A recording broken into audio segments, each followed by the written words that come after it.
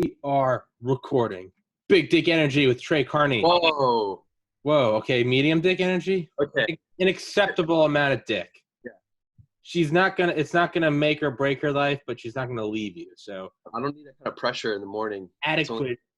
Yeah, it's morning time for you. I don't know why I'm saying that. I woke up like an hour and a half ago. Yeah, dude, I'm a bitch.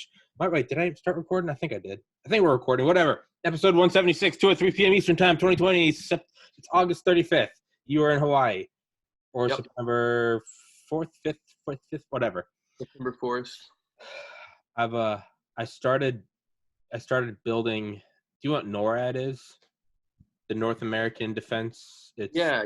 That sounds Giant Mountain, the big nuclear bunker where it's like the OG like nuclear Armageddon bunker. I feel like I only know it as a buzzword, like Yeah, probably like DARPA or no, you know what I mean? Sure, yeah. It's NORAD. It's been around since the 50s. Like it's been in The Simpsons. Like I dropped my 10 terabyte hard drive last week off this desk, but I caught it on my foot, just reflexes, like in my shin. It kind of like slowed it down. I didn't think anything of it. I picked it up, and in that moment, it just kind of dawned on me that this is episode 176. Granted, this was like a week ago, so we'll say 170 episodes. Okay. Each episode, it's like, all right, I got to have a full night's sleep before I do an episode, so I'm like ready. I got to meditate. I got to exercise.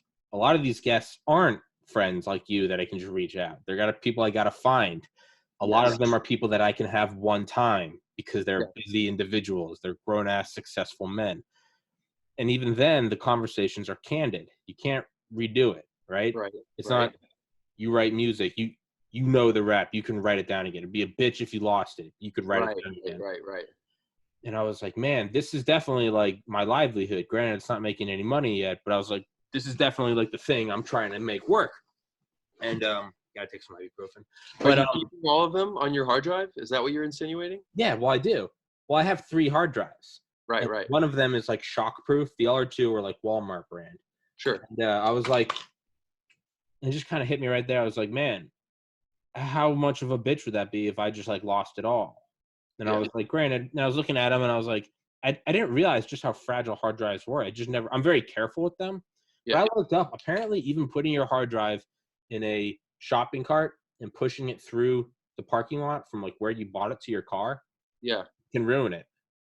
Interesting. The little like needle, it almost looks like an old like turntable, the needle on the disc. It's if you get solid state, that doesn't have that, but that's like 10 times more expensive. But just your run of the mill, go get your external hard drive. You're going back to college this fall, whatever.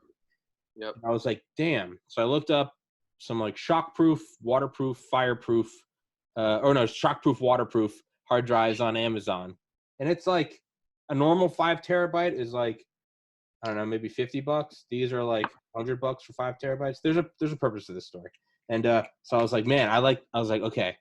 So I ordered 2 of those, and I was like, 1 is none, 2 is 1, and then I was like, I found these like waterproof, fireproof bags that you're supposed to put money in if you own a business. Okay. And I was like, okay, well, if that has a rating of 30 minutes underwater or 30 minutes in fire, and so does the hard drive, well, there's 60 minutes. It takes one to get to the other. Next week, I'm going to go buy a small, like 1 cubic foot fireproof safe to put them in. Shockproof, waterproof. So I'm putting 3 tiers of shockproof, waterproof, fireproof. And then I even found these little bags called Faraday bags. And it's for law enforcement officers that can't be being tracked if they're like undercover.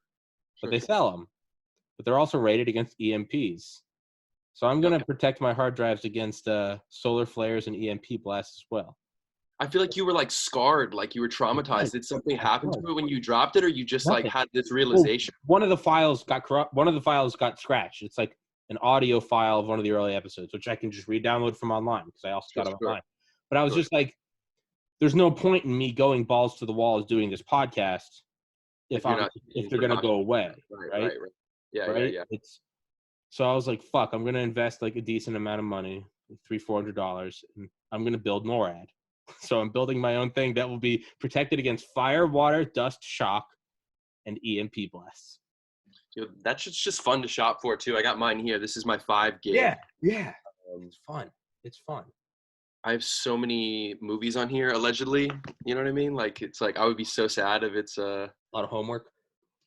I do back up my computer. That's the main reason, but it's 4 terabytes. I mean, that just scratches the surface, right? It's Yeah, like yeah.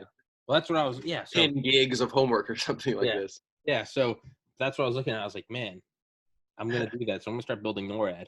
I'm not sure why I told. I think you're just the first guest I've had since I had this idea, and so now I just need to like tell someone. Anyway, I like it, man. so did you watch that video? I did Cymatic? watch it. Pretty interesting. A lot of artistic freedom with it. I might have seen it before. It seems so familiar, but maybe it just the concept in general. Like, I think I've seen some videos by maybe Vsauce or Veritasium that did, like, you know, the sciencey explaining it a little bit version of those videos, especially with the plates in the sand, right? But he had lots of different things going on. I liked it, right? So the water one with the kick drum, that was weird. That one, like, is my favorite somehow. That's like the laminar flow where it looks like the water's floating in midair. Yeah, But it's really just the flow. It's so smooth. It's like the opposite of turbulence, right? Where there's no change as the water's coming out. So it seems as if it's frozen. Obviously he had like the not the Tesla coil. Is that what it's called? Yeah. Tesla coil. So, like, you know, that one wasn't as interesting to me. I've seen right. Yeah. The changing of like the sand on the plates. Yes. So, and the water on the speaker too. It's weird. It's almost like if you don't think about how sound works in general, that it's almost overwhelmingly mind-blowing. But then if you try to think about any sort of sound, then it starts freaking you out on the same level. And you're like, okay, I guess these plates aren't so weird. Yeah. So I texted you like a week ago or like 2 weeks ago. I had some like brain lightning at like 3 a.m. And I normally like write down ideas, but I was like, I want to talk to Trey about this. So I just sent you some weird cryptic text about like, but it reminded me. So have you ever seen those like they're like MRI, they're like GIFs, they're like little like 5-second videos, but it's like a compilation of like an MRI. So it's like cross sections of like the MRI will like look at like a banana vertically. Like they 5 years ago they were on like Reddit a lot. People were doing them, or people that had MRI machines. Yeah, they're like probing the cross sections as they go down. Right? Yeah, and then they do them really, but then they'll run them all in sequence. So it's like almost like a flip book.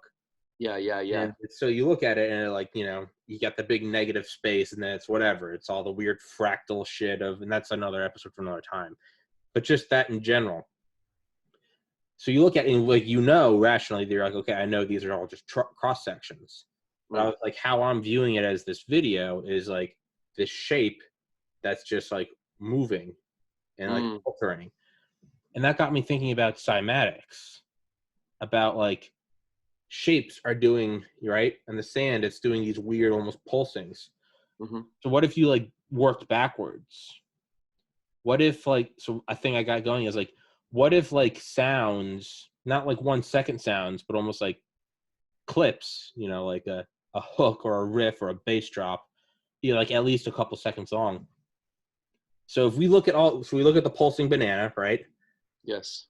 We know it's slices of banana. We know that those slices of banana are from an MRI machine. We know the MRI machine is looking at a 3-dimensional banana. If it was of an Xbox controller, it would be its own shape.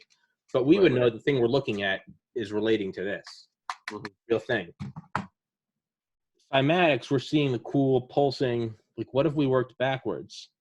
What if those are all cross sections of? I mean, you could say they are cross sections, right? 3 seconds of bomb, bomb, bomb. It does the weird starfish, pentagram, whatever. I see. So like, you want to kind of take the 2-dimensional sand picture, and as the song plays, you're sort of stacking them in a way where you're making this composite 3-dimensional object. Does sound have shape?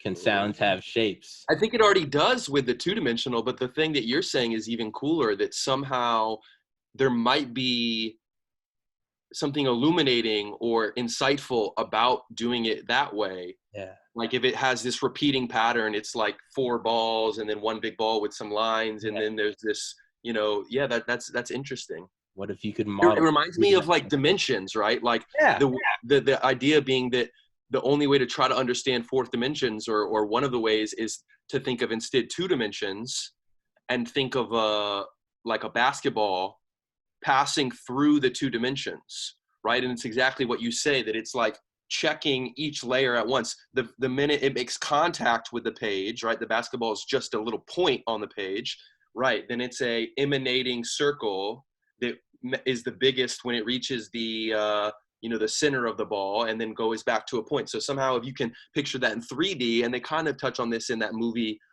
Interstellar, right? Yeah. Is like, if you imagine that from a fourth dimensional, it would be a basketball appearing.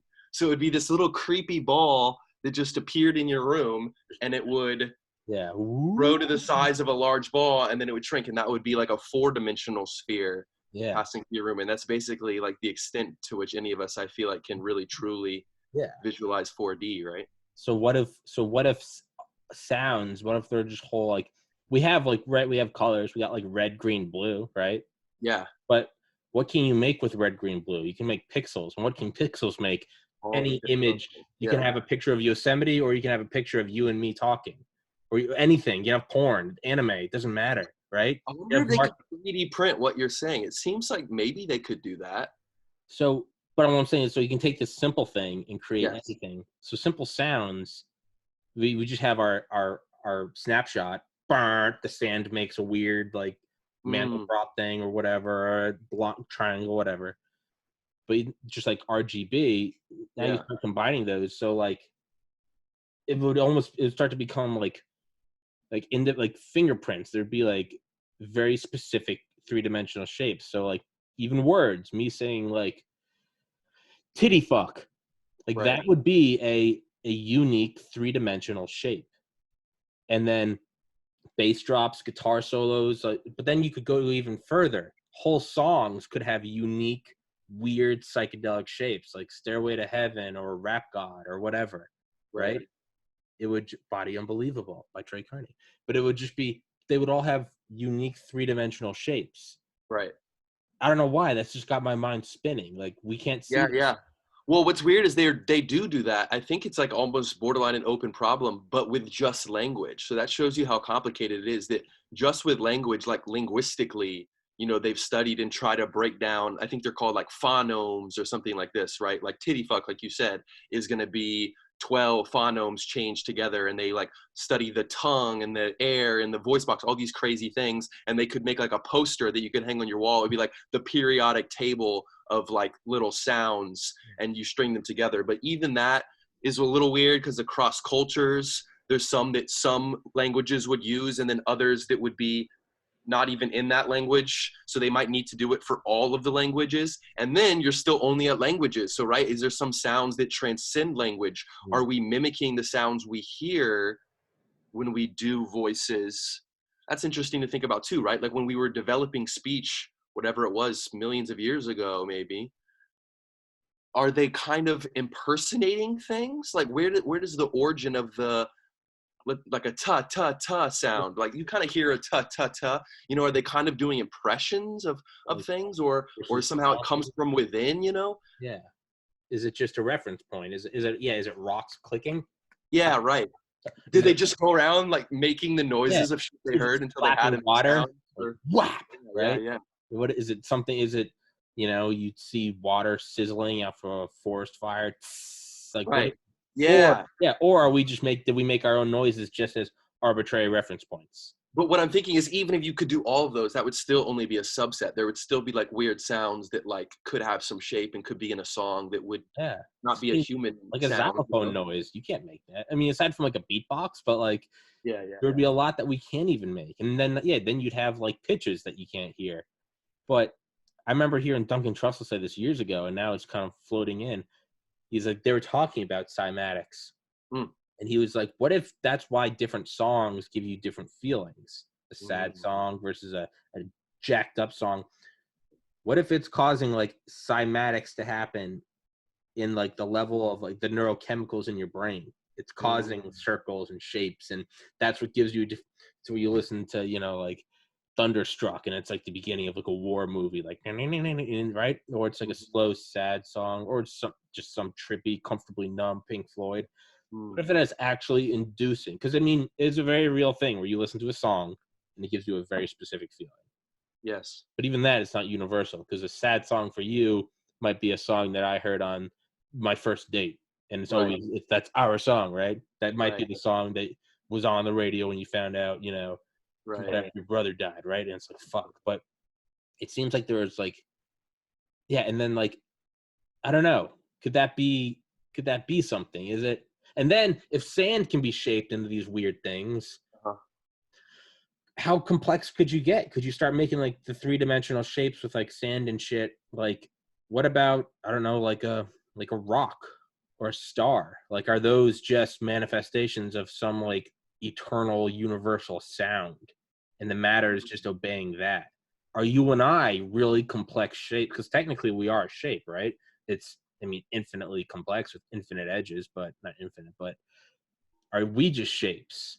Are we just, I don't know. I don't know where I'm going with this, but it's starting to. I needed to have you on to talk to you about this, because everyone else is like, "What the fuck is wrong with you, man?" So.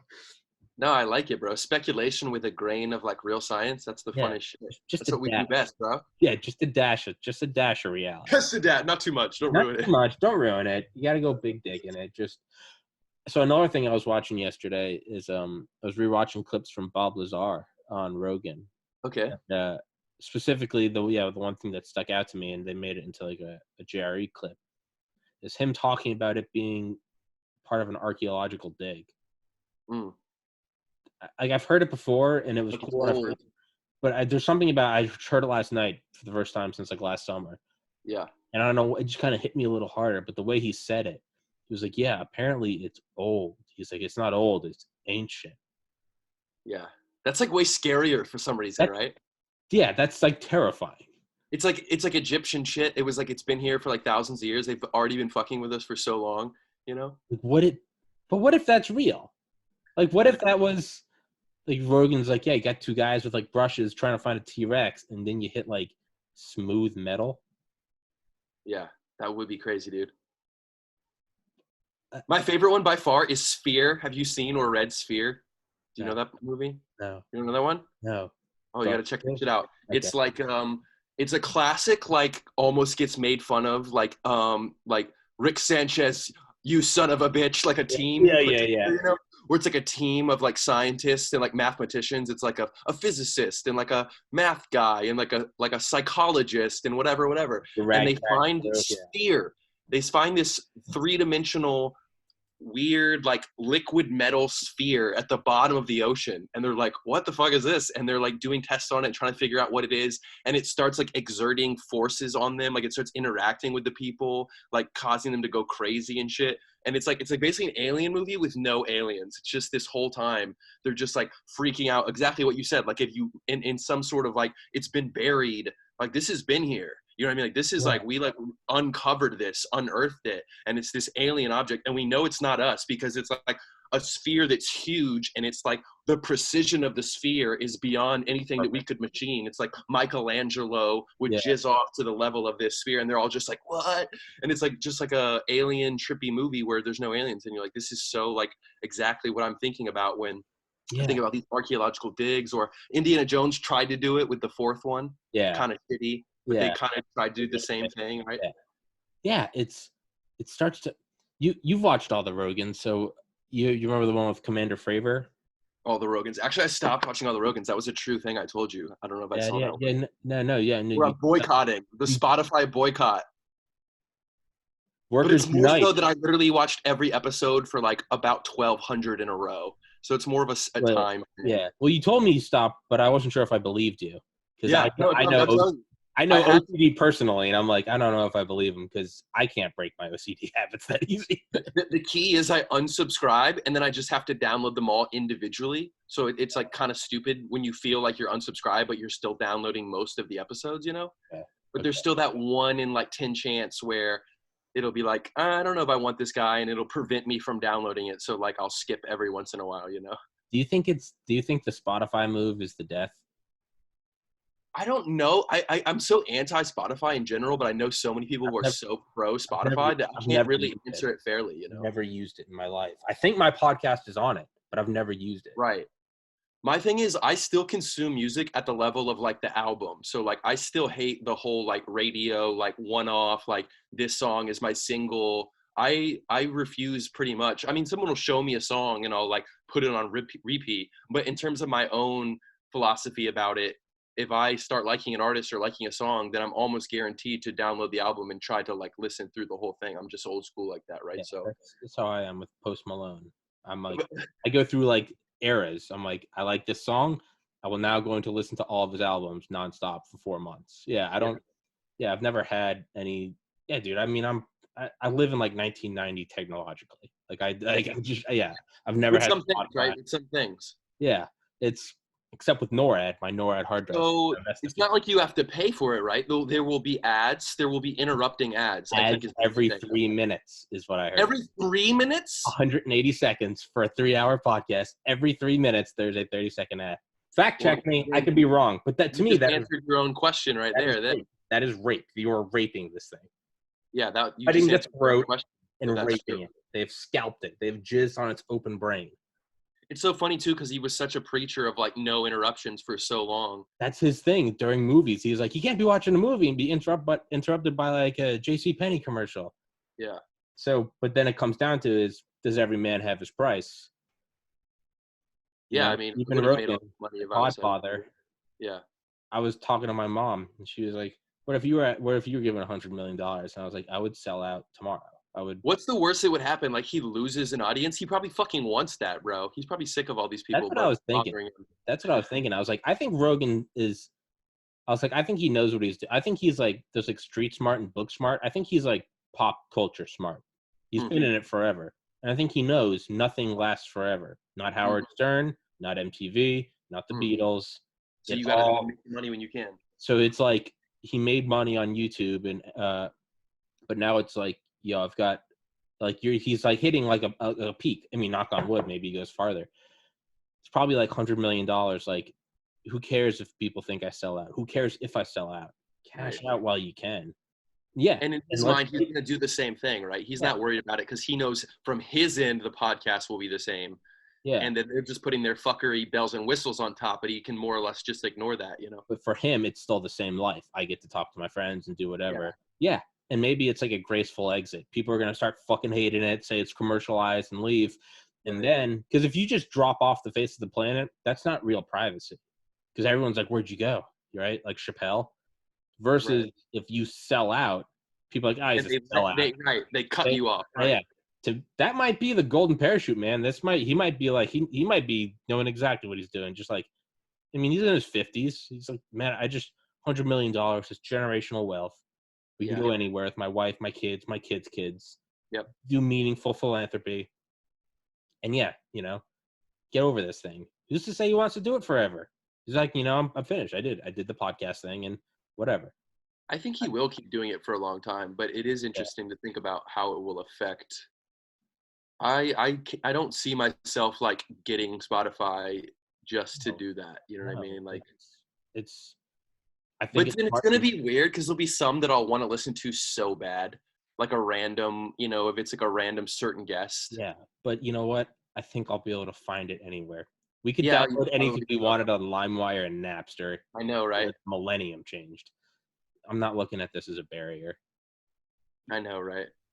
But even then, man, like, it's really not a problem for me. I don't even want to get into the alleged things that I may or may not be able to find on the internet. Exactly, yeah. But there's like a whole like, I don't know. It's like, I'm a bitch. I was upset when he left the first studio. I feel like there's a just certain from like nostalgia or like. Yeah, I feel like there's a certain almost like Fenway Park in Boston. It's been there since 1912. I've been there. It's a shitty stadium. I love the Red Sox. It's a shitty. It opened I think a week after the Titanic sank. Like, yo, it's a shitty place. Yeah. But but it's awesome. There's an irreplaceable magic, right? It's like it's like a skillet that's been in the family for 50 years. There's something about the eggs. It's just a skillet. Yeah. When he left the first studio, I was just like, what are you doing? No. But now he's leaving the second one too. And now I just feel like I'm like, okay, now it's just I don't know. And the second one was the compound, right? And it wasn't like it didn't feel like he was there that long, It didn't feel like homey. right? It didn't feel, I don't know. Maybe I I'm was so mad that he never like showed his place. There was one video that was like from a UFC fighter. I'll try to find it and send it to you after this. he never Was did a walkthrough. where you can kind of see the inside, you know? He never did a walkthrough. He never did a walkthrough, never did a tour, wanted to keep his privacy, wasn't about that. But like it might have been I think it was Kamaru Usman, like when he did the pod. And you know his manager came, but I don't think spoke on the pod. So he's like there's like, you know, sometimes there's like people who are there that aren't on the show that are like still kind of in the place. So I think that was like this weird opportunity where they got some footage, and like probably Rogan wouldn't do it, but also wouldn't care so much if you did it. You know what I mean? It's like, yeah, you can put that up. And so like there's this one like weird video that's not even affiliated with the JRE page where you can kind of see like more shit than you could otherwise. Yeah. I mean, there's like like most pictures with guests are like in front of that like weird wolf thing or like in front of the flag. But there are pictures of other people where it's at a different angle and you can like see down a hall or something. Like, I don't know. Maybe I'm just a purist. Maybe I'm just some like hipster faggot. But like, I don't know. There's something about like, I don't know. There's like an original like homey. Yeah, I feel you. Feel you know, there's like a Fenway Park feel, and now it's like a 2020 stadium. Like, I mean, the new stadium will be awesome. Right. It will be awesome. But at the same time, there's like a certain special, I don't know. You know what I mean? I love the Katana or Boring Company flamethrower picks. Yeah. Like when he didn't stick to that, I was so sad. Like that was like my favorite little yeah. Like let the guests pick between your weapons of the zombie apocalypse and take the picture. Yeah. But there's something else about like one studio is it's like, I don't know. Again, it's like the skillet. There's like a certain marination of like, when you look at any one episode, it's like that's the episode that Elon Musk smoked pot in, that Bernie Sanders was in. Yes. Whoever, SEAL Team 6 guys were in. Yeah. Post Malone. But when it's moving around and it's dancing around, I don't know. It starts to get this like, I don't know. It's like a small hole in the wall restaurant that turns into a chain. Like I get it from the owner's standpoint. They're cashing out. I would do the same thing. But there's something that's just not as it's Fenway Park going to a brand new like Superdome, right? Yeah. It's just, I don't know. And I mean, and I'll be a complete hypocrite if I get offered that money. I'll be sitting here with like a Walmart shirt with like a picture of a Ford in the background. I'll be like, this episode brought to you by Crest toothpaste. You know, like I'll do it. What I hope he does. How long is the contract for? I think. Yeah, that's a good question. I think I remember reading that it was some number of years. Yeah, it is. 2 years immediately or something like this. I would love for him to take that money and create like a YouTube platform type thing. A platform. He doesn't need the Spotify. That's what's fucking mind-blowing about it, right? It's not that he took the money. It's that he's so always preaching like you don't need anyone fucking with you. Like he believes in the power of the internet. You know what I mean? Like that's what. Yeah. It's not that I'm afraid it'll change or that I'm mad he made money or that even that it's just like philosophically. Yeah. It feels like he could, like you said, like why didn't he make his own Spotify? Right? Joe Rogan launches his own streaming service of podcasts, gets Joey Diaz, Duncan Trussell, Tom Segura, Brooke Cry. It's over. He already won. He already is like the next biggest thing, right? Have on Elon, get on PewDiePie. It's over. Game over. I think it's a tactical move. I like to think maybe I'm trying to make him out smarter than he is. I'd like to think that he's going to Spotify and he's like a tick. $100 million. Absorb $100 million just to get that revenue. Yeah. Then boom. Makes JoeTube or whatever, and it's That's what I like to think. I hope, because I mean, $100 million. It seems possible. It really does. It does, because I didn't know this. Did you know YouTube is not financially? It is not profitable. Google runs it at a loss every year, but there's so much more. Suspicious of these things, though. I understand what you're saying. It might be true. I think under the umbrella of Alphabet. Yeah. Profitable. It's like because they can push anything you want. You can push any political narrative you want. You can push any. You want your thing trending. You want the Tonight Show trending. So I think it's I think it's not profitable in like the sense that like there's like Hollywood movies that they're all unprofitable, but they still make $400 million. You know what I mean?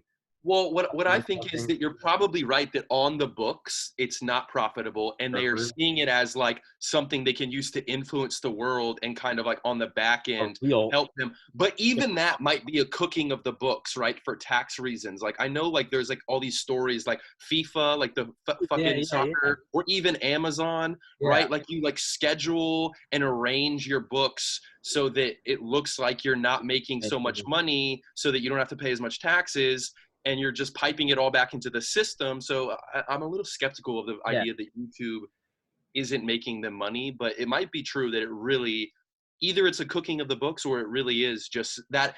Think about how much that would cost to operate, right? All those thousands of billions of videos on all the time. That's what I'm saying. So All it those could just be the servers. data center. Just Yeah. having it run is bleeding them. Not even one data center. They have so many redundancy. Think about the power, and then think about the cooling. Think about how hot that shit's getting. Right. Service. Think about all like the legal implications. Think about everything. They're keeping it good. They're running an operate. This thing is a goddamn like Manhattan Project operation. Sure. I think it has profit in like maybe let's say they're not cooking the books, and let's say it is like financially it is not profitable. It's a corporation. They wouldn't be doing it if it wasn't profitable. There's something that's making it. And does it have different value? It has political capital. It has, hey, do you want the new Ford to be trending? Like, Yeah. or the books are being cooked, which I think that's probably a more plausible explanation. But either way, let's say it really isn't profitable. Because Yeah. like on BitChute and DTube, other sites that I upload my shit to, they have like limits on like the quality of the video, the frequency of videos, the length of videos. That's the reason we're talking about. Yeah. It's because it's like your server time. Like this costs a ton of money. Is Rogan going to get the 100 million just so That. he can run this thing and be like, I don't even care if it's profitable. The reason why I wouldn't believe it is I would think about it like a business, and everything you said is true. Fucking lawyers, fucking engineers, scientists, blah, blah, blah. The amount of people that keep this fucking bad boy running. But then I go, okay, but they pay people, right? Like what's their product? What's their service? Well, they have videos and they sell advertisements for videos and they pay creators to do that. Are they afraid if they paid their creators less money that they would leave?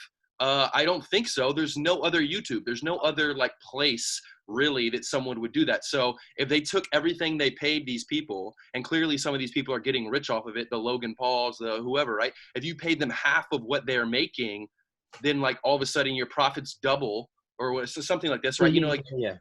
I don't see that they couldn't just pay people less if they were really afraid of bleeding like that. But maybe there is some fear about, oh, by paying people so well, we get like the best of the best in the world as content creation.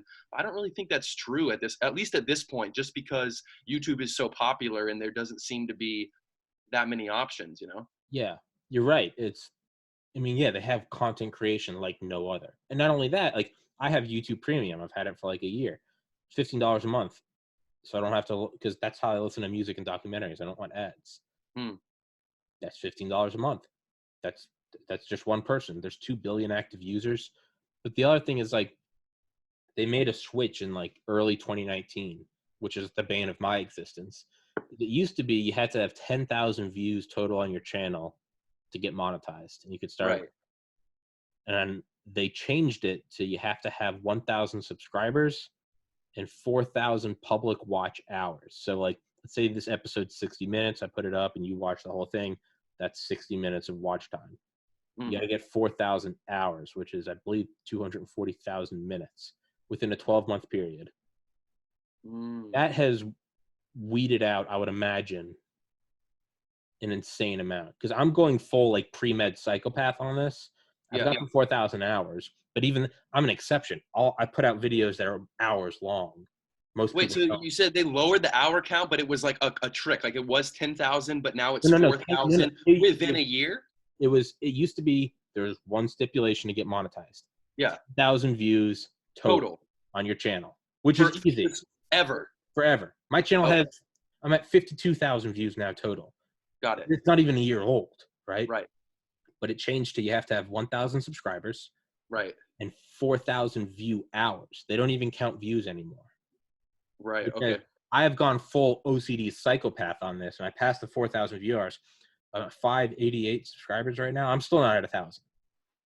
So I can only imagine that if I've gone fucking full just psycho on this and I can't get it yet, then every other random channel where it's like half-baked meme. And not only that, they've crunched down on like you can only get monetized if it's original content.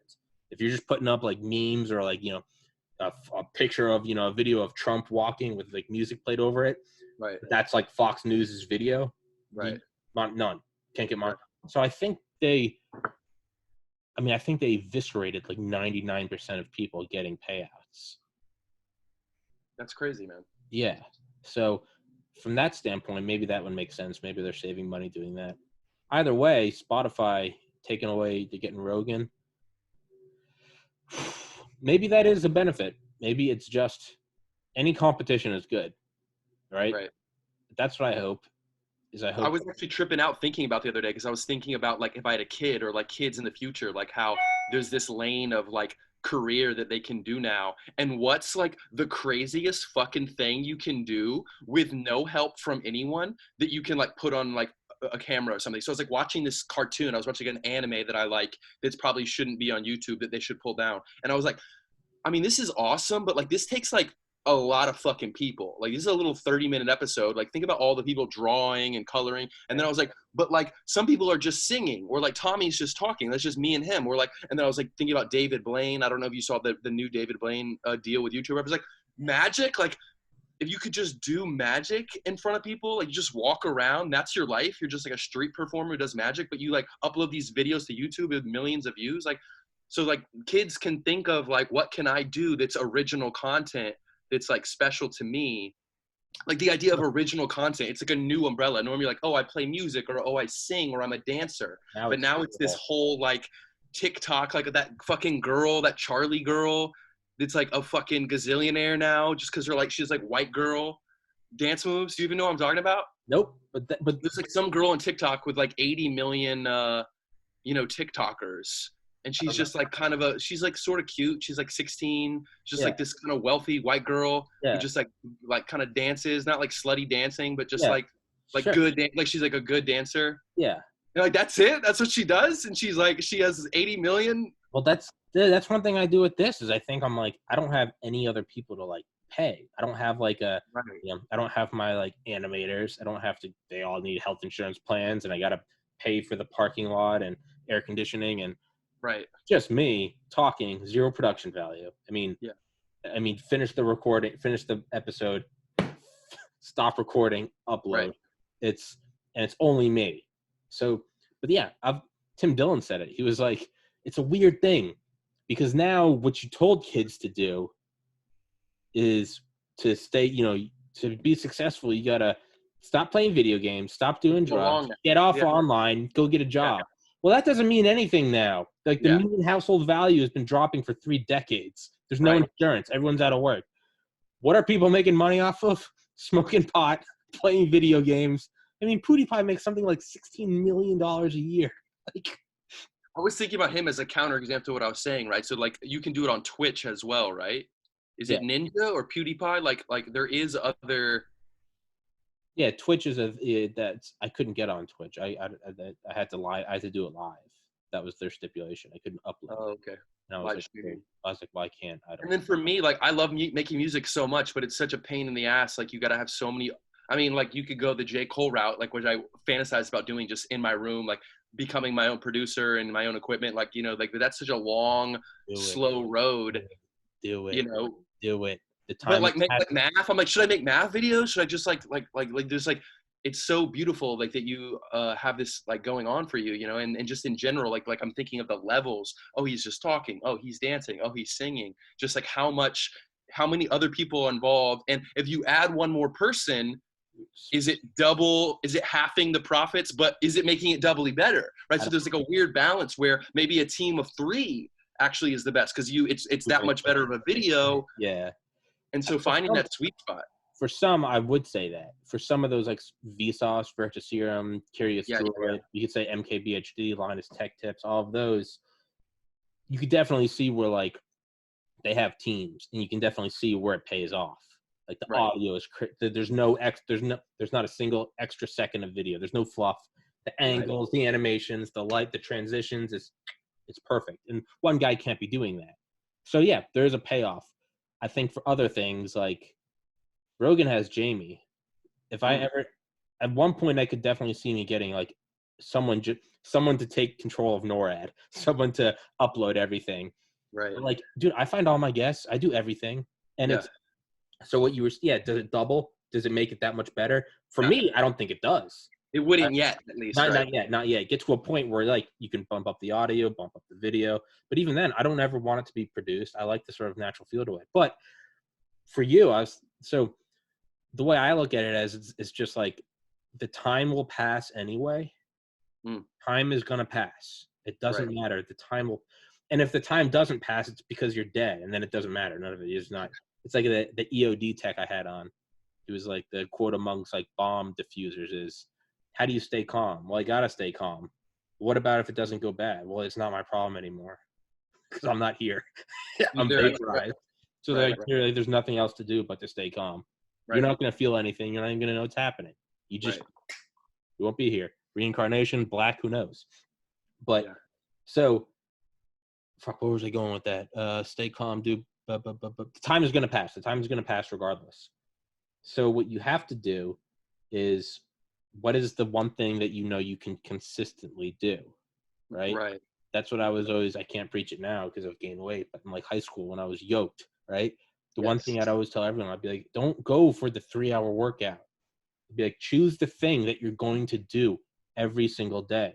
Right. 10 minutes, stick with that. But I'm not doing enough. It doesn't matter because 6 months will pass and you'll go, oh man, we are hitting it really hard for 2 weeks. Then we stopped. Versus the one person that's been doing a couple sit-ups a day, a year later. I mean, dude, we graduated college 11 years ago. This past, or not, high school. Don't say that. Don't say that. But that's what I'm saying. 11 years. It went by like that. Yeah, right. And it feels like forever. We're never going to get there. 2030, that's so far away, man. Trey, can you believe it's 2030? Yeah. So my logic was, and this was what my logic in December. I was like, why don't I just start doing something every day that I'll have something to show for it, right? Every day. It doesn't. So it was, I looked at it as like video games, like grinding on a video game to get like a skin for a gun, like a Chrome AK or whatever. You don't knock it out in a day. You're like, I'm just going to do like a couple side missions, like whenever I game. It takes 20 minutes. It's not really fun. But then you just go fuck around, shoot people, whatever. And then like a month later, you're like, oh fuck, I got like 1,000 whatever credits, XPs. Yeah. I was like, why don't I just do something that I know I'm going to do every day? And so to answer your question, like, so what do I do? Do I do math? Do I produce my own thing? I have to do something that I like. With working out, I hated cardio, so I never did cardio. I was like, I like doing bench, and I like listening to like Bass Hunter, like techno. So every day I would just listen to Bass Hunter and do what I wanted, and that eventually, over a decade, led into me being in perfect shape. Not anymore, granted. Studly pecs. Exactly. But that's what. So with this, I'm like, you know what? Sure, I could produce each video. I could go in, and when you and I are talking about MRIs, I could superimpose what we're talking about so that people can follow along. Oh, right. Yeah. But if I start doing that, I'm very quickly, on the first day that I didn't get enough sleep or work was stressful, I'm going to come home and be like, I'm not fucking doing it. And so I'm just going to throw the whole thing out. I'm going to throw the baby out with the bathwater. When it's just, hey, cool, if I start recording, let's start recording. Talk. Peace. Stop recording, upload. I can do that. I have work after this. I'm going to stop, upload it, and walk out the door. So to answer your question, you have to choose the thing that you love the most and that you know you will do. Whatever it is, I won't even worry about what content it is you're putting out. Put out content. So on Major 3rd, start putting out math videos. Who gives a fuck? People are going to start watching it. Put out whatever, just talking, thoughts. Eventually, you're going to find your way along. You're going to find your direction along the way. You're going to find out what you're doing. And then maybe you have 10,000 people following you for your math. And then one day they're like, yo, have you heard Body Unbelievable? Talking about perfect tits. Yeah, that's what it's going to be, man. No, what you say is right. And it's inspiring me a little bit. And it's basically like the realization that with most people, if they're really being honest with themselves, like what you just said about the small example of like showing the MRI stuff or just like adding in what we said, like you could probably do it, you could pull it off for a while, but you know, kind of that you can see yourself like, fuck this. So like people aren't really being like truthful with themselves when they're wanting to like revamp their life, when they're wanting to remake themselves, and they tell themselves, oh, I'm going to do this and this and this. They're like not using the reality of like what they think is about to go down. If you make a really hard workout regimen, like the fourth day, if you do it for 3 days, the fourth day, you're going to be like, fuck this. So like, just like, you know, don't have a problem with setting your bar a little lower with something that you really think you want to do. Right. And then, you know, slowly over time growing it. That's such a wise way of looking at it. My only issue is I do feel like I do so many things that like would be something I could make as content just naturally, whether it's like how much I love movies or like the math thing. But I am a little afraid of this like narcissism of like the younger generation seems able to reveal themselves and behave in a way on camera and not be weirded out with it. With me, I'm a little more old school, where I'm either gonna like have this self-hate, or even worse than the self-hate would be if I switch over and start liking it and getting positive, then I become a fuckhead. Like either one of those is gonna not feel good. I think eventually it would be okay and I could handle it in the right scenario, but that is another little nugget of like, fuck, I don't know. Is that really worth being a limiting factor? It shouldn't be, but that's just like what goes through my head. What if you made money from a YouTube channel doing whatever you wanted? What's the downside? Well, what if I become? It's like, it's so. If you buy this lottery ticket, there's a 1 in 5 chance of you winning $100 million. Yeah, but I might get a paper cut. It's like, I know, right? And it's so weird what I'm saying. It's literally like I would be self-hating myself, which would feel bad. And then like the needle would just jump. And then I would just like think I was hot shit and I would become like a douchebag. Like I feel like there wouldn't even be a middle ground of it. Like it would either not be working or be working. And no, what it is it's not a middle ground. It's just both. There are days, like when I had on Mike Durant, I was like, I had on the fucking Black Hawk Down guy. I was like, I'm a G. And then like a week later, I was like, what am I doing? Oh my God, what am I doing? You know, it's like, oh, I used to have abs. Now I got a belly. I'm like, I live at home. I'm like, what? And then I'll have on a big guest and I'll be like, fucking beating that shit into the ground. So it's not an average. It's just both extremes. There's a Venn diagram I saw, and it was artistic creation. It was the center, and they're barely crossing over it. Right. And it's like a suffocating self-hatred, and like delusional, euphoric, manic self-love, or narcissism, in the middle. Dude, that's literally the story of my life, bro. Artistic creation is right in the middle. Maybe that is it though, man. So do videos of you being like super self-conscious, like I fucking hate but just do those and let those videos suck, and then do other ones where it's like, man, this guy loves himself probably more than he should. Either way though, do the thing that is stacking. I have like a visual in my mind of like the Georgia Dome. I remember like always sitting I would always look up at the rafters. I would never even watch.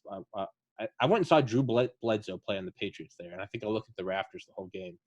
But the rafters are pretty trippy. I imagine like up there, like at the end of Rush Hour, where Jackie Chan like climbs the ceiling. I have like a visual of that in my mind when I meditate, and I have like 3 Georgia Domes, and the first one is like, what's the most important one? I just need to be building the podcast. So it's like a piggy bank. There's a little slit at the top, and every day, like I drop in a new episode, and an episode is just like, it's like a hard drive, and it just falls into the center. Ding, ding. And right now I'm at 175. There's like a little tiny pile in the middle. They can't break. Right. Ignore that. Some have rolled around, but for the most part, it's still just empty. The other one is money. Every day, if I get like a tip at work, like $1, I'll go deposit it. So every day I'm like dropping a penny in there. Dink, dink. And then the third one is audiobooks. It's just, I'm like, I always have to be learning. So no matter how bad the day is, no matter how shitty the day is, I try to know a little more than yesterday. And so in my mind, every page of an audiobook I listen to is like a page I'm ripping out of the book and dropping it in there. The audiobook one's probably the biggest. There's like a respectable pile of just paper down there of documentaries, of whatever. Money one is tiny, podcast one is tiny. But the podcast one, it's not necessarily, it's putting those in, but then like each view is just like a BB. It just falls in there. Every day I'm like, I don't care if I strive to make great episodes. There are days where I finish it and I'm like, man, and it's never the guest. There are days where I'm just like, I was not all there. I was not even, it's a shitty one. but I put the BB in and think, and it just keep going. So no matter what happens, I look at December till now. I've had on good guests, I've had on bad guests. I've had episodes where I feel like I'm killing it. I've had just days of just crushing self-hatred and disillusionment. There's been a pandemic. Kobe died, right? Throughout all of it, though, what is the one thing that has happened? The time has passed. Now it's September. Now it's September. It's September now. It's fucking September. What has happened? A lot of weird shit's happened, but you know what I do have? I have however many months, 9 months, 9 times 270. There are 270 BBs down there. That's 270 BBs where even if and there are the first, like, in January, I went like really hard in this podcast. I did like 2 episodes a day for like 3 weeks, which is crazy. I did, and they were each like 2.5, 3 hours. It was insane. And I realized at the end of it, I was only at episode 40 and I was burned the fuck out. And I was like, this is not going to last. So instead I was like, let's aim to do 15 a month. Every month I do more than that, but I only aim to do 15. And I'm like, let's try to do at least 60 minutes. Most go about 70 minutes. Now, blink my eye, it's September, episode 176. It's just like, wow. Oh, right. Wow, it's 176. And you were on, I think your first episode was almost 100 episodes ago. Wow. 100 episodes. And it's just tink, tink. It's just, man, PewDiePie has 100 million subscribers. I'm at 588. Just 588, not even 1,000. And I'm like, just keep dropping. And it just keeps ticking up slowly and slowly. And now the time has passed. I take the podcast in different directions. I do different shit. But now I'm at 176 episodes. It's actually a pretty, like, a well thought out, like, kind of beautiful philosophy you have going on, but it feels a little like not unorganized, but it's like I can tell it's organically coming from like your experience. Can you like speak to that a little bit? Like, do you think that was from working out? Is that like where it all started, or is it from med school, or like reading a book? Like, you have this, the time will pass, like the time will pass anyways, small incremental change. Like, you kind of have, you know what I mean? Like, it feels like a formal system that you're kind of accidentally developing just naturally. Yeah, I'll talk on that. Can you fill the air for 30 seconds? I gotta go. Why, you gotta pee? God damn it. That was inspirational, right, folks? Be realistic with your goals, your expectations. You know, set the bar high, not too high. I think that's where a lot of us make a mistake. I know that I do that all the time, where I say I'm going to do something and I can do it for 3 days, 3 weeks, even 3 months, but then fall off. Tommy used to be jacked, guys. Tommy was shredded. He looked like those like plastic dolls when you're little. They're like stretchy. Are they stretchy? They're like, you know, they're like strong men, but they have like putty muscles. I'm telling the world how jacked you were. Yeah, I'll get it. Do you remember when we joke like something about your muscles? Like I was picking you up or something. And I was like, you're not very heavy. And you're like, yeah, these are just show muscles. These are like, I never did. It was never for strength. People are like, how much can you bench? In my mind, I'd be like not that much. Not a lot, man. It's aesthetics. That's what I used it for. Funny, man. JP Bleacher used to joke. He's like, Tommy has a Play-Doh machine. He's just fat. He gets in a Play-Doh machine every morning. And squeeze it. Yeah. So, but yeah, that sort of organic system, that definitely, that's probably started with working out. Med school was like the pre-med. That was like the next thing where it was like, this isn't going to happen in a month or even a semester or even a year. This is going to take 4 years. And it was like slow and steady, just stay the course. And it did. And it was just, when I first decided to be pre-med, I went to the library like 14 hours a day. I'd study till like 2 a.m. I'd come home, get up at 6 and just start going again. And I did that for like a month. And then I was like, the adrenaline wore off, like the newfound glory that I'm going to be a doctor. And I was like, I am exhausted. And just like the workout, it was like, so instead of deciding I'm tired today, I'm only going to go do 6 hours. I was like, if I'm not doing 14, I'm just not going to do it. And I was like, okay. I remember this was like October 2010. I was like, if I'm going to do this, it needs to be slow and steady. I got to put in a lot of work, but it's got to be real, like realistic. I was like, I know that I can go for about an hour and a half before I need a break. do an hour and a half. I would do like 10 minutes of Facebook, maybe jerk off, and then do like 10 minutes of like meditation. So every 2 hours, I did 90 minutes of work. I was like, I know I can do that session. If I exercise and get a good night's sleep, I know I can do that sort of cycle.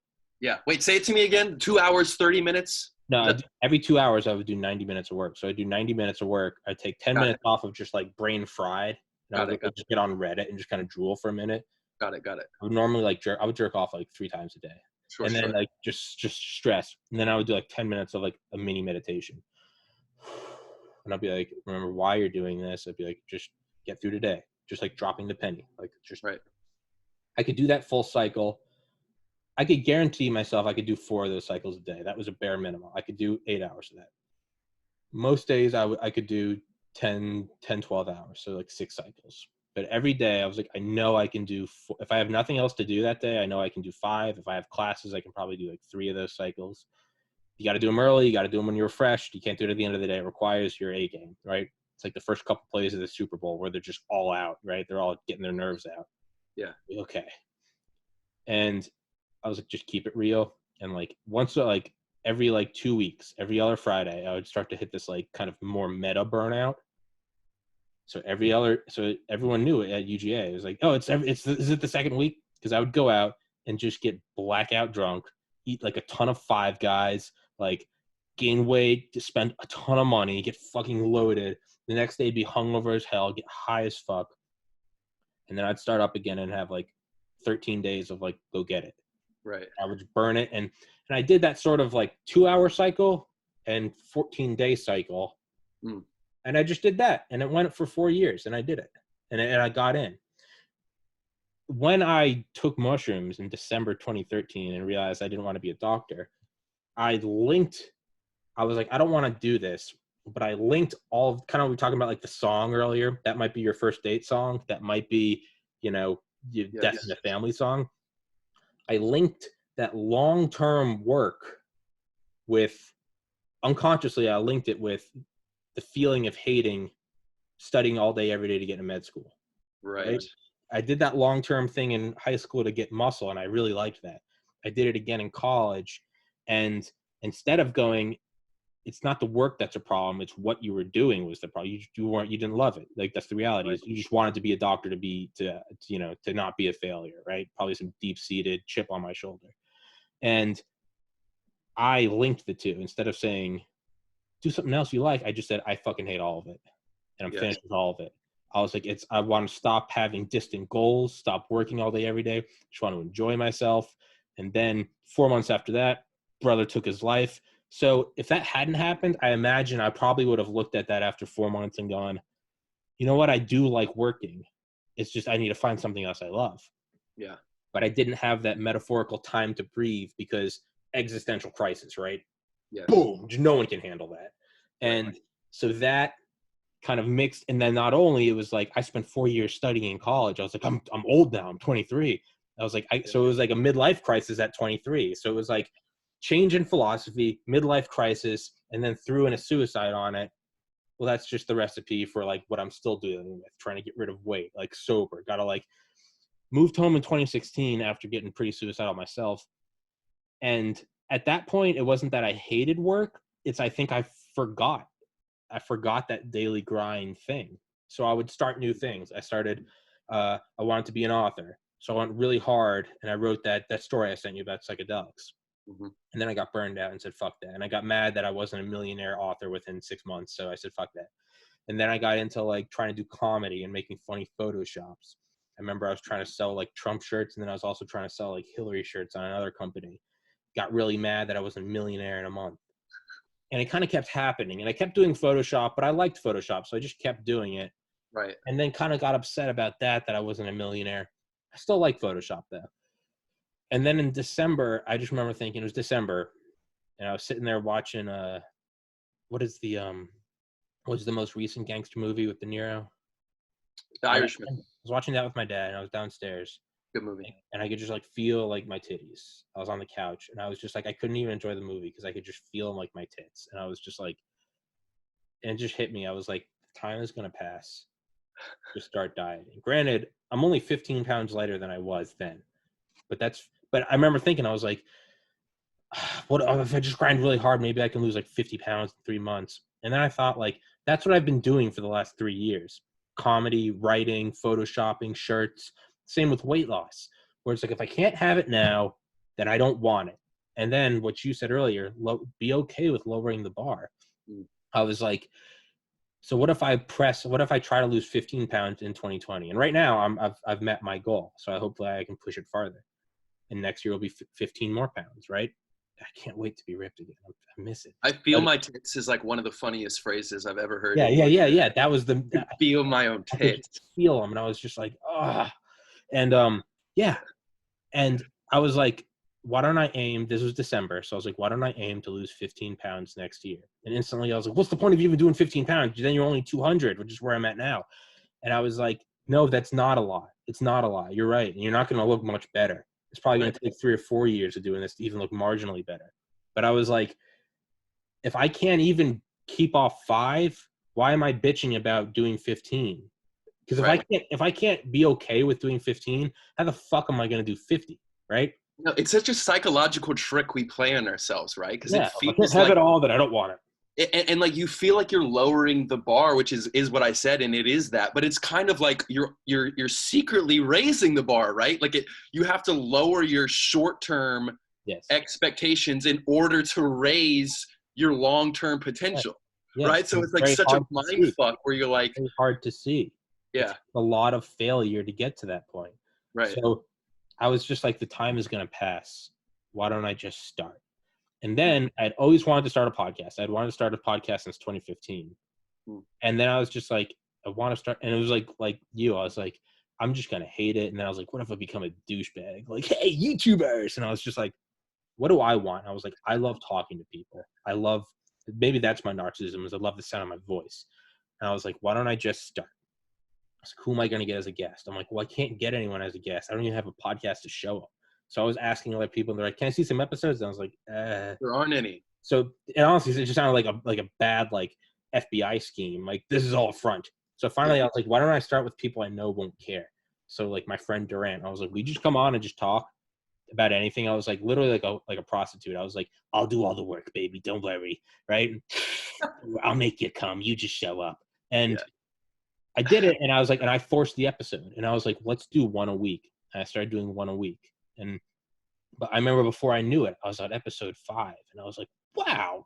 And that was the first, like, so it was like a week prior, I thought about the time was going to pass. This was the first, the time is going to pass. And I wasn't even thinking about that. I was thinking about that with weight loss, not the podcast.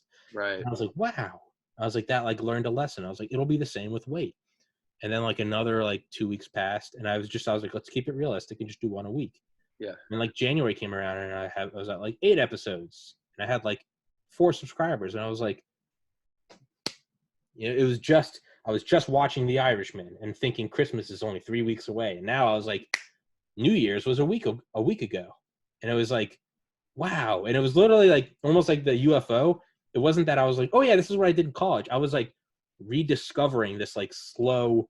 I was like, I feel like I've done this before. It was almost like coming out of a fog. I was like this like slow. You didn't connect the dots until later. No, that's how far off the rails I went after my brother. Like, it wasn't even that I remembered what I had forgotten. It was amnesia. Graham Hancock. It was like amnesia, and sort of uncovering like Gobekli Tepe. I was like, whoa, this is weird. And so I started doing more episodes, and then I started to make the mistake that I had made the 4 previous years. I was like, what if I did 2 a day? I could do 2 a day. Ramped it up too much. I was like, let's go. And I did it. And I came close to like quitting. And I was like, and I gained some weight back, and I was like, this is how it starts. And I was like, let's just do 3 a week. I was like, that's realistic. I can do 3 episodes a week. And I was like, but that's not a lot. Then I'm not going to get it fast enough. And I was like, if you can't do 3 a week, how are you going to do 14 a week? And I was like, it's just going to take time. And I was like, okay. I was like, well, how am I going to stick to it? How about you only have on friends and you do no production value? And I was like, I can do that. And I was like, okay. And I kind of just kept blinking. And I was like, oh, now I'm at episode 20. And I kind of blink again. Now I'm at episode 30. Now I'm at 214 pounds. Now I'm at 213. Right now I'm at 197.8. I'd like to get to like 170. And I was like, man. And every once in a while, I'd go on these little spurts where I'd be like, let's do another one. And I'd be like, slow it down. And, you know, you're tired, take a day off, play some video games. And I was like, I was like, so let's just look at the graph. I'm doing more episodes, I'm getting more subscribers and more views. It's going slow. But just like Voyager past the heliosphere, it's taking time, but on a long enough timeline, it's going to get to another star. So I was like, this is simple enough that I have no problem. I thoroughly enjoy doing it. I can work. I was like, I can do this every day for 10 years. I was like, just let it run. I was almost like I climbed to altitude. I got to 35,000 feet. The seatbelt's on, came off, and I was like, just touch the wheel, but just keep it on. Just go. We're flying from LA to Melbourne. Like it's not happening in the next hour. So I kept it going, and every once in a while, I get a little amped up, and I'd be like, let's try to get a bigger guest, right? So I'd get a Delta Force guy, or I'd get a weightlifter, or I'd get an author. And those take a lot out of you. You got to find them. 99% will say no. 1% will say yes. If they say yes, you get their book, you prep it, get jacked up, ready to go, do the episode.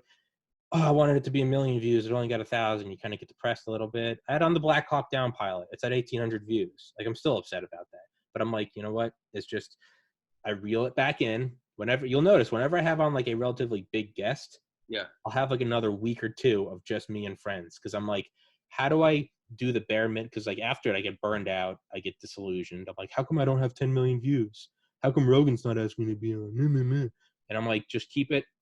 It's better to get like a penny a day in the Georgia Dome than to drop $100 bills. Have on friends, talk about UFOs. We talk about MRI shapes. We talk whatever. And I keep it going. And I go from a sprint back down to like a light jog. And then I catch my breath and I'm like, okay, let's get another author. I got an idea for an author. And I get disillusioned. I get heartbroken. And I finally get one. I'm having on an author named Norman Ohler on September 22nd, who's the author of a best-selling book called Blitzed, The History of Drugs in the Third Reich. So now I'm listening to it. I'm doing questions. It's insane. Rogan talk about that, right? What? Maybe Rogan's talked about that. I've heard of that book. Oh, really? They were on meth, dude. It's crazy. Yeah.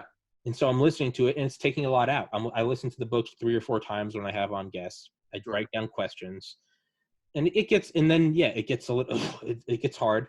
And then I'll do it and sort of like a little burned out. I'm like, okay, let's just have on a friend tomorrow and talk about fucking Kanye's running for president. Just no mental exertion, just fucking dicks, UFO jokes, big titties, porn. Yeah. And then I sort of let it come down again.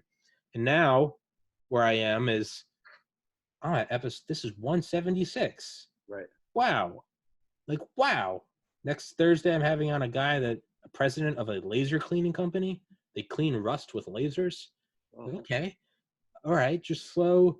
Having on Eben Alexander, a Harvard neurosurgeon and New York Times bestseller who fell into a coma in 2010 for 7 days, that has a 1 in 10 million survival rate. And he survived, but he remembers everything. And he said, and not just like, I remember like the doctors around me.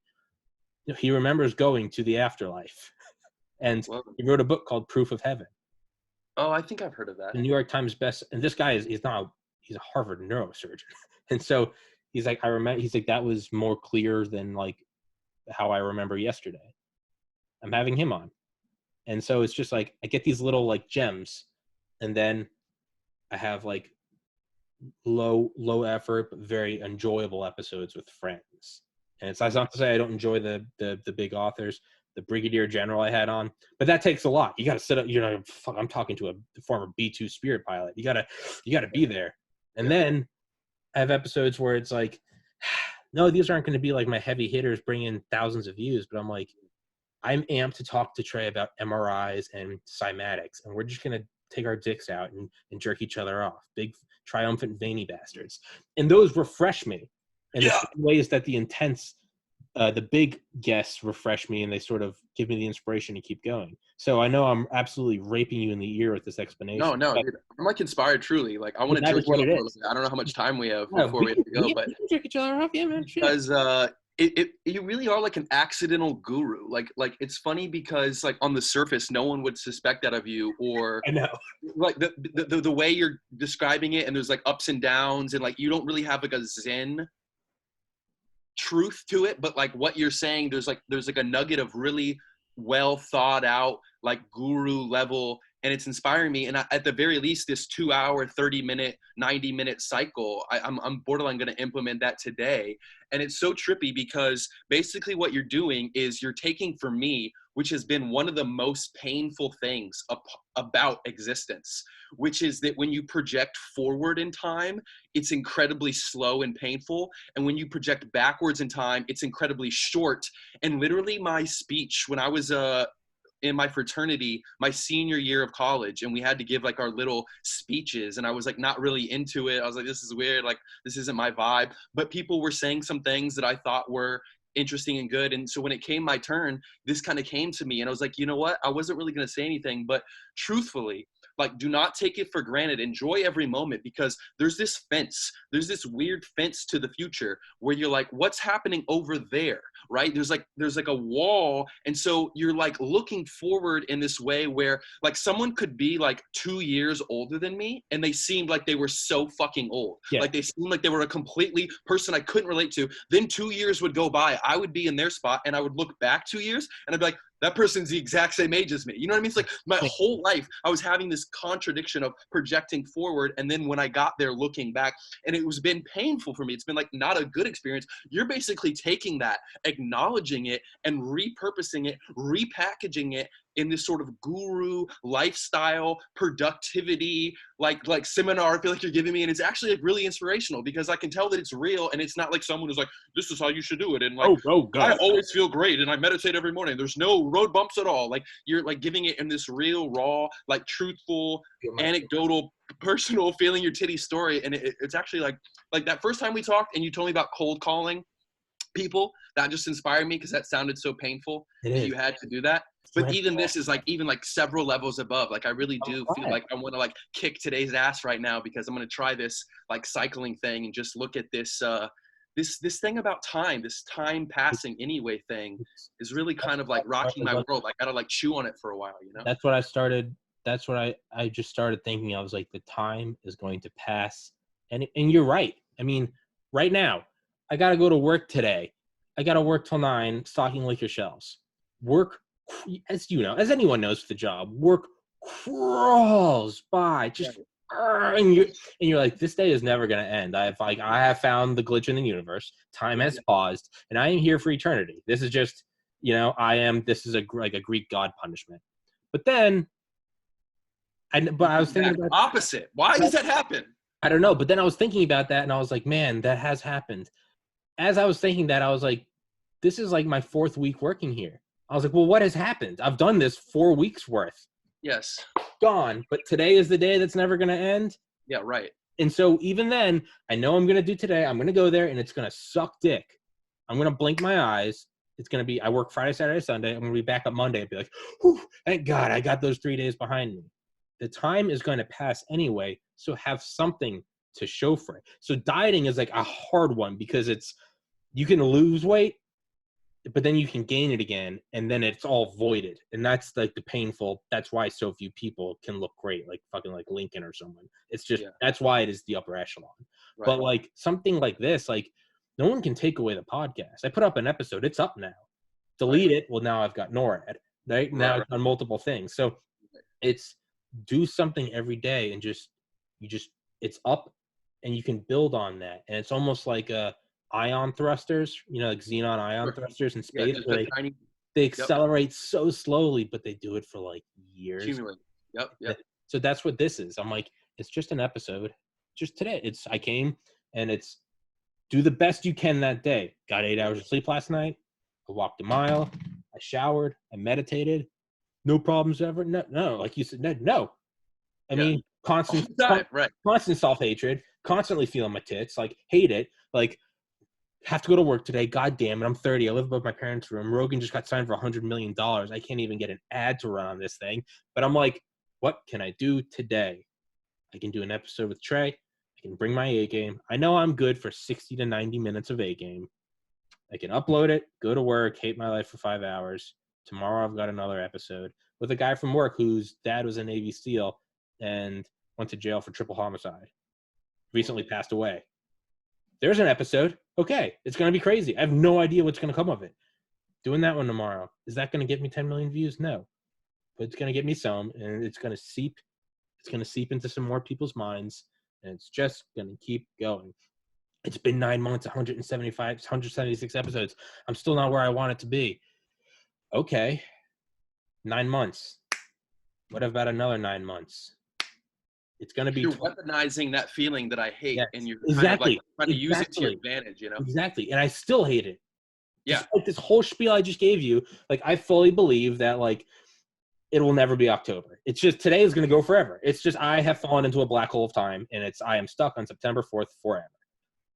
I'm going to blink, and it's going to be December, and it's going to be a year of the podcast. I'm going to blink, and it's going to be a decade. A decade? Bullshit. 11 years ago, we were fucking getting our diplomas at Pius. I know, dude. I hate that. The college experience. We have now been out of college. Actually, next year, we will be out of college longer than we were in high school and college. We're further away than on the other side of it. Our senior year 9/11 anniversary was closer to 9/11 than it is to this 9/11 anniversary next week. That hurts to think about. No. Yeah, 18 years, right? No, that can't be right. No, 2009 to 2001, 8 years. Yeah, now it's 12. It is true. Yep. So that day is closer to that day of, you know, them announcing and Bush saying we're going to go get them. And that is closer to then than that is to now. So the time is going to pass. Now, if it doesn't pass, the only caveat to this is, what if I do all this work and it doesn't work out? Well, the only way it cannot work out is if you don't get to that point in the future. If you quit, it won't work. Now, I don't know if this podcast is going to work in a year, 5 years, 35 years. Right. But as long as I don't quit, then it's not that it's failed. It's just that it hasn't worked yet. There's only two ways that it can fail. Yeah. Is if I quit or if I die. Well, I can control that I won't quit. Okay, yeah, right. Yeah. No, but I broke it down to, like, what are the extremes? If I quit, well, I can control that. The other thing will be, well, what if I die before it works? Well, then I won't be here to be upset that I put in that much time. Exactly. So that's how I've broken it down to. Before I quit or before I die. I don't think I'm going to die, and I know I can make myself not quit if I can just do one day at a time. Well, then if you look at it from that point, time is going to pass, man. I'm going to blink my eyes and be 40, 50, 60. If the time is going to pass, I'd rather be the time pass from now until age 55 and be Rogan with $100 million in my own studio than be 55 and not have that. It's crazy, man. I really do feel good about it. Can I be a psycho and twist like something completely random at the last second? Because I have this weird primal part of my brain. I got 9 more minutes I can do. Yeah, we're about to leave. Like, ask him this, because like it's like this psycho monkey part. What? When I was thinking about like who you were talking to, like if you talk to someone, I know because I'm sure you have, who's killed someone, did you feel like there was like, I just want to know a quick story about like what it's like to talk to someone who's like taken someone's life. Can you feel like you can detect it? Is it like anything else where you kind of think going in it might be one way, but really it's the full range? Like this guy's happy-go-lucky, this guy's like intense and dark, and like the killing part is not actually something that you feel like is shaping them? Yeah. So I had on a police sergeant, I think it was episode 22, James Lucero, and he talked about having to shoot a guy that was going for a knife, and he was like charging them, and like he still thinks about it to this day, and like the guy was like schizophrenic, and so he ended up writing like a letter to their family, explained exactly what happened, and I think it's still in touch with their family, and it's like all like good. It was like a tragic end to a tragic life. You could tell that really affected him, like really I think this was like 20 years ago. The next guy I had on, who was it? It was fuck. I feel like it's fucked up that I asked about murder. No, not at all. I couldn't. I was going to annoy me. No, it was an Air Force guy. But they were on like a ground mission, like an Air Force intel guy, and they were engaged in like Ramadi or something, and he shot the driver of an SUV coming at him. They had like a ton of bombs, and shot him through. Like the bullet went through the guy's head, went through like the next 3 seats and out the back of the car. And you could tell but this guy's military, so probably a little more like wrapped up about it. And then I had on like Delta Force guys who talk. I mean, it's just another day to them. To them, it's the objective. They say they remember the first one. Like Dale Dale was on one of those little helicopters, the little birds, going into, if you've ever played Black Ops 2, going into Panama to get Noriega. They were trying to get a Kurt Muse, who was a CIA agent who was imprisoned in Panama at Modelo Prison. And Mike Durant, the Black Hawk Down guy, was flying there too. But Dale was there. Dale was the breacher.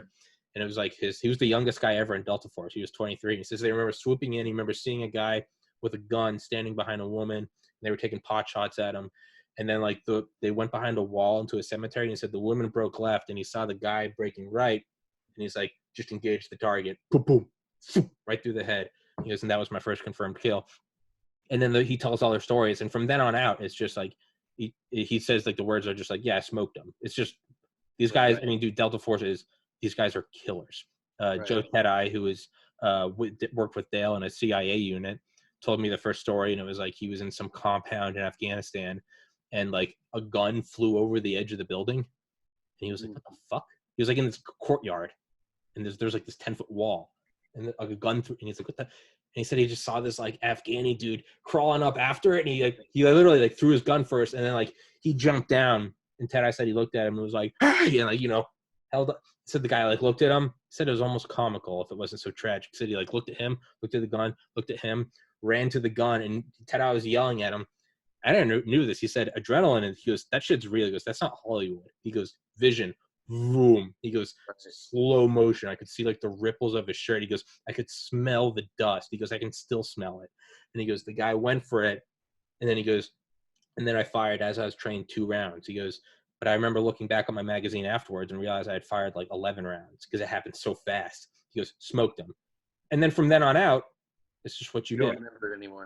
Dale talks about in his book, American Badass, he talks about, people shit on Dale because they're like, who would write a book called American Badass about themselves? He was on a game show, and there were some Korean contestants, and they nicknamed him that. So, not that Dale needs my protection. He's It's an IJ, guys. Come on. Yeah, exactly. No, yeah, but it's these guys, they called him like, oh, American Badass. So he just went away. It was like an inside joke. But Dale remembers they were setting out like mines to trap these guys that were like these snipers that were like firing on their position. So they went up into the mountains and set up these mines, and so the snipers started walking into it and blowing up. And so these Afghani snipers, one of the guys went and got all of his kids and had them walk 10 feet in front of him to clear the mines. And most of them, none of them hit it. One kid did, stepped on it, like blew his leg off, and he bled out. And Dale's like, that was like, I laid that mine. He's like, I still think about that. He's like, but then I think about that asshole that made his kids go out in front of him. And I remember shooting him in the face, and that felt good. But he was like, if I didn't lay those mines, that sniper could have blown my buddy's head off. And now someone back home doesn't have a dad. What do? Gray area.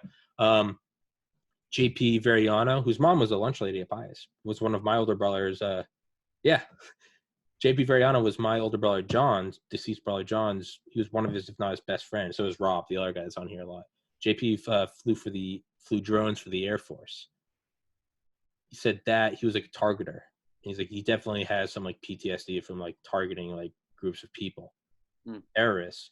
He goes, it's also PTSD from like, sometimes they're just surveilling. And he's like, I've watched women and children put against the wall and like shot, watching it through, like, it's all classified cameras, because like we're watching from 10 miles away. We're zooming in and we're seeing these people, these like 12-year-olds being shot because the Taliban's suspecting them of.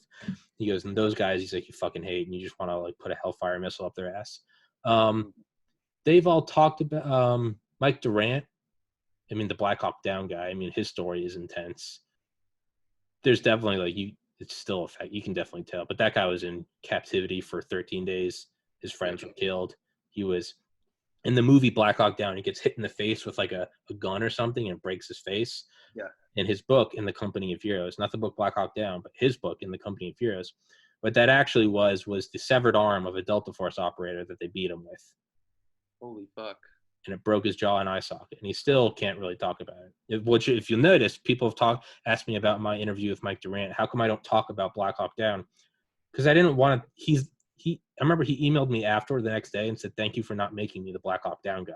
Wow. Yeah. Because I was like, I don't want to make him the Black Hawk Down. So instead, I talked about the philosophy of it. He was in captivity, and he talked about how every time he heard helicopters, his hope would well up. He'd be like, "The Delta boys are coming to save me. I'm going to see my kid again." And then like they couldn't get close to him. And he goes, and I would feel so sad. So I started to tell myself, stop having hope. Just stop. And I remember that stuck out to me because I was like, I feel like what you would think was like, hang on to hope, hang on to that image of your child. Yeah. But it was the exact opposite. He goes, I survived because I accepted that I was dead and I was never see my family again. Yeah. Obviously, he's been back in the States for 27 years now. But so I did a whole episode based on that. But point being is that was a completely unrelated tangent. But yeah, people that have killed, I mean, I guess in my mind, yeah, it was like a dramatic, like, oh man, this is going to be really intense. You can tell from some, what is like the cop, Lucero, like, doesn't want to kill, all cops are bastards. Like, no, fuck off. No, this guy didn't want to kill anyone. He hates it. Yeah, other people, you can tell that like they weren't hoping to do that, but they knew it would be part like military. And then you have like the Delta Force guys where it's like, I don't want to like put them in a light of like, they don't feel, they're not human. No, these are emotional human guys who feel when it happens to a kid.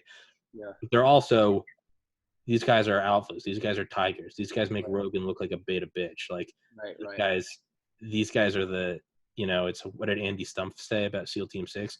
When you're aim for above the teeth and below the eyes. That's how you sever the brain cord. That's what these guys are. They get that weak stomach that gets weeded out. So these guys, I don't think it puts them in a negative light. Like, oh, they don't feel anything. No, they do. But you can also tell it's like, I mean, these guys are hunters. they're hunting. It's yeah. I can go for like 5 more minutes if you want. Just 5 more minutes, bro. Just 5 more minutes. But well, that's why I want the podcast to make money, so I don't have to go to fucking work. So instead of saying 5 more minutes, it could be, you want to do another hour? 5 more hours? 5 more hours? That's why I want that's why I wanted to. But hey man, you're getting close, bro. You can do it. Woo! But some is exactly what you think it is.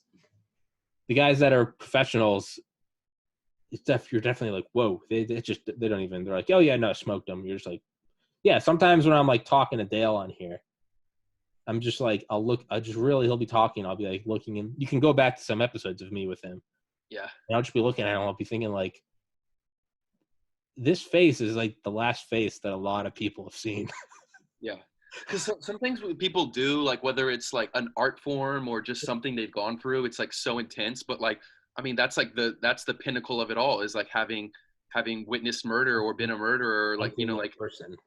Almost all people you interact with will not have that experience. And so in some sense, they're in this rarefied air, and you're just like, are you normal? Like, I feel like it would be like this bear that I have, and I would kind of be like wanting to see, but I would be scared too, like. Yeah. One thing I've never asked anyone.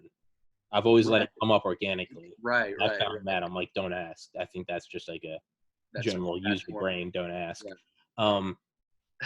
Yeah. But you can definitely see it talking to Dale. Sometimes Dale will get fired up. He'll be like, man, all these like, protesters and shit. He'd be like, man, I'm fine for, that's what I fight for. I fight for the Constitution. Like, he's like, man, none of these motherfuckers coming to my house, try to like, take anything from my house or threaten my family. It's like, I'll lay these motherfuckers down so quick. And like, a lot of us say that in like a sort of talk a big game. Man, if any protesters come out, I'll fuck them up. Yeah. Maybe I'll call the cops and just cry.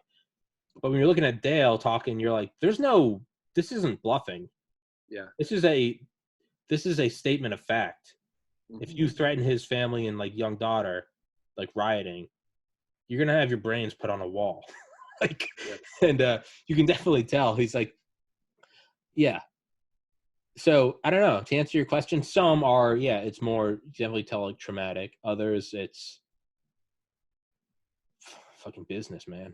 You think if you didn't know who they are, that you could detect anything, or like all of them have it down where, not all of them, but like you said, like, I wonder if it was a different context. Like, I wonder if I just met someone at like a McDonald's, that had like killed someone. Like, would there be anything? It seems like it should be so profound that it would do that to you. But like, as humans, we're so malleable and we're so adaptable that I can also see it the other way. Like, no, like, it's just something you stomach, just like everything else, just like a death of a family member or some traumatic shit that happened to you. Like, we all have stuff like that. So it's the pinnacle of those things.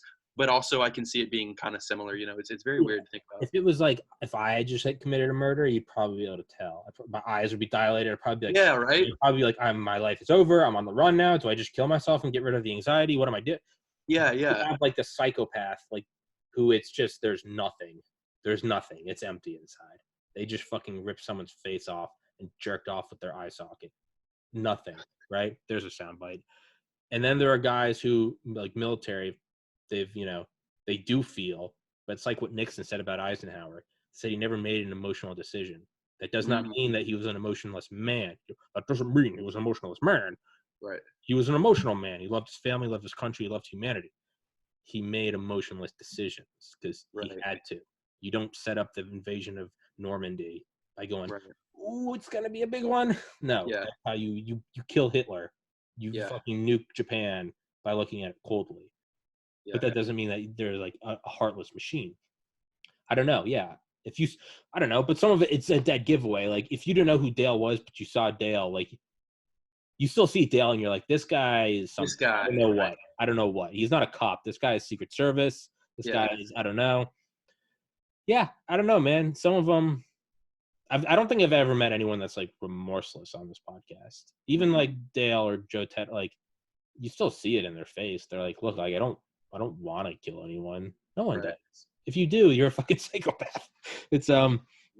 I watched a documentary yesterday about this girl who like put a hit on her own parents. What the fuck? Like she had 2 people come into her, or I can't remember the number of people, but like basically come like murder her parents like in the night, like while she was there.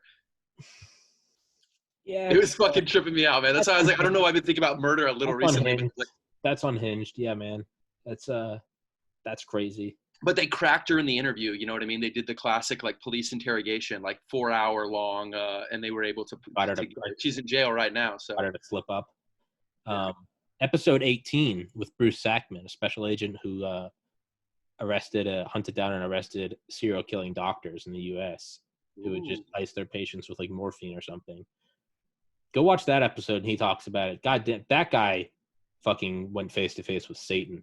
Because here he's like real life Dexter. Yeah, here are these real life guys, respectable doctors, bedside manner. Like, so what we're gonna do is we're gonna do this.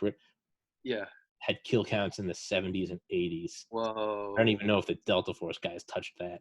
That's nuts, dude. And he said, and they didn't see a thing. And then once it finally came out that they were guilty and they admitted, they would just be like, yeah, you got me. Nothing. Shit, bro. Nothing. We're gonna go for 2 more minutes. So what are you gonna do with all the newfound information? What are you gonna do with your channel, Major Third? You can't put out a new song every day. That's not realistic. You can't do that. I'm trying to think of different things. I want to maybe do not a podcast, but sort of a short do a podcast, and I will any of my guests you want, I will fucking recommend you to that. It's gonna be like more hip hop based. I'm hoping to like what I want to do is talk about old albums that I like, and then also connect with other artists and basically talk about like the writing process and like how do you make your bars and like what inspired you. So I think I could keep it pretty niche in that way. I mean, I don't even have like a microphone yet, but like I'm just trying to think of this fucking. I didn't have a microphone until episode 50. Oh really? Yeah. Maybe I'll hit you up. I was thinking on multiple times through this episode, like there's different things I'm gonna ask Tommy about. I might ask you to Photoshop something one day. I might ask you about what's your advice on the microphone. What's yada yada yada. Yeah. So I can walk you through episode 123. It's like 20 minutes long. I did a podcast tutorial. Yeah. Oh, that's sweet. That is the culmination of all my knowledge. So anything you ask for me, I mean, you and I can talk another time. I can tell you about like how you like anonymously, like sneakily, like plug your shit online to try to like drive traffic, and it doesn't really work. It kind of works. It's dude, just start. Put up your first video today. Even if you just put up a video of you talking. I want to become. Fuck you. That is the attitude. That's the attitude. No, listen, because it's gonna kill you. That's the attitude that's gonna kill you. What you said was so inspirational that I'm going to apply it in other places that aren't quite that way. I got to get my shit right before I start. Oh, you're like, no, you don't have to. But like, that's the wrong mindset. That's the wrong mindset. That's the wrong mindset. Who was that? It's not the wrong mindset because who was that general? McClellan? McClellan that Abraham Lincoln had to let go? Because I'm going to kick it in his ass, but not quite in the way you're envisioning. Well, then you're not going to kick ass. You have to do it today. You have to do it today. Don't wait. Just start. Get your first episode out. Let it suck dick. Make it 4 minutes long. Make it to it right now. Put it up. This can be your first episode. I'll send you this fucking file. I'll put it on Google Drive. No, shut up. You're going to do it and just put it up. And yes, refine it and master it and get your shit together, but do it while you're doing everything else. This is what I'm doing, bro. Okay, you're trying to crack a wormhole. I get it. Then do a video of that. Do a 30-second video. Yeah, maybe, but that's what I'm saying. Like, I'm Just gonna put up take the what you first say and apply it, but it's gonna be like I have to. For you to apply truly apply it, you have to put up a video today, because everything else is just theory. You have to do No, it it's today. not. Put up a video. Just put up anything. Do a video of you just beatboxing for 30 seconds. I did that for a while, right? With my rap Instagram, I did a post every day for like whatever it was, 3 months, and it was exactly like you said, bro. It was draining me. Yeah, just do something. Just put up something. That's the biggest thing, is putting up, because all else is theory. No, but I did that for too long. What I'm saying is you have to like accept that I'm in the phase you were in where you were doing the studying for like all the days in the library. Like that's where I was with the rap thing. I'm still recovering. Okay. You got to trust me, man. I promise, like, I'm taking what you're saying to heart, and I believe in what you're saying. And I might have to poke you a little bit and get you to give me some of this tough love. But in this moment, it's already sufficient. I already feel like I even might listen to this again. Like, I really feel like you're like the accidental guru. Good. And this time thing that I always have hated, I'm going to start twisting it, and I'm going to start using it to my advantage. So what you should do is you should listen to this again. That's another thing, is it took me like 50 episodes of listening to my own podcast to get like my feedback, that you finally start hearing through the hatred of your own voice. Yeah, and you start listening to the content. It takes like 50 episodes of being like, I am a moron. I'm a piece of shit. I should have been aborted. Now I can listen to it. And I can just like see through it. I'm like, okay, interrupt less. Still can't do that. I'm like, okay, do this. Train of thoughts here. Do that. But what I also recommend for you to do is go back and listen to, I would get the episodes you and I did and put them in chronological order and listen to them. And just because only you will see things in there that will be like, oh yeah, I was doing that. Yeah. Look back and see how long it's been and be like, I could be at my own episode 100. Do that, man. Go back and look at those episodes and realize that today is today. And then we're going to do another episode one day, and this is just going to be in the past. So I have something to show for it. Trey Carney podcast. TPC. Hey. You can do TPC, man. Yeah. Trey podcast.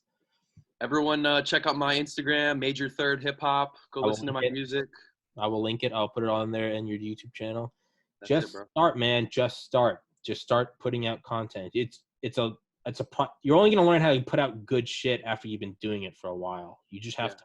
And that's a bold school today, bro. What? I got school too. I was just thinking about so many things I want to do. I was like, I got to go to class soon. Well, exactly. So choose a small thing that you know you can do every day. Yeah, exactly. 1 minute video. Bro, you're an inspiration, bro. You're an inspiration. This shit's gonna work. Yeah, and it better inspire, because look, I gotta go work at a bottle shop now. I gotta go. So 30 years old, working at a bottle shop above my parents' garage. Hope to look back at this when I get my 100 million Spotify contract. Yeah. Fuck yeah. All right, Trey. Much love, buddy. Hey, that was fun, bro. That was really fun. Tell me you love me. I love you, bro. I'll see you next time we do this. All right, man. We'll do. Yes, and dude, start. I'm gonna start something. I will. This is a threat. I will rape you. I will come to your house, penetrate you.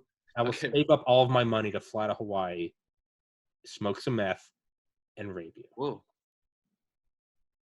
I like how you threw that last part in. It made it more believable. Like, that would be the thing you would do if you're gonna rape someone. I would do that. I would get the Delta Force guys to do it with me. It would be. This is just a whole legal. I'm just gonna. Peace. Yeah.